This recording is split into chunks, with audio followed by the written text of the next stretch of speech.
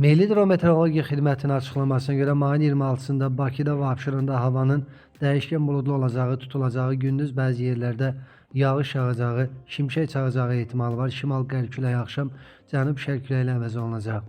Temperatur gecə 16-18, gündüz 22-27 dərəcə isti, atmosfer təzyiqi isə 759 mm civə sütunu olacaq.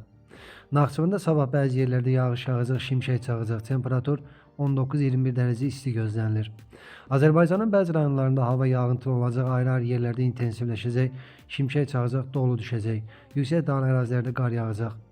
Axşam tədricən fasilə yaranacaq, gecə və səhər duman olacaq, qərb küləyi arabir güclənəcək.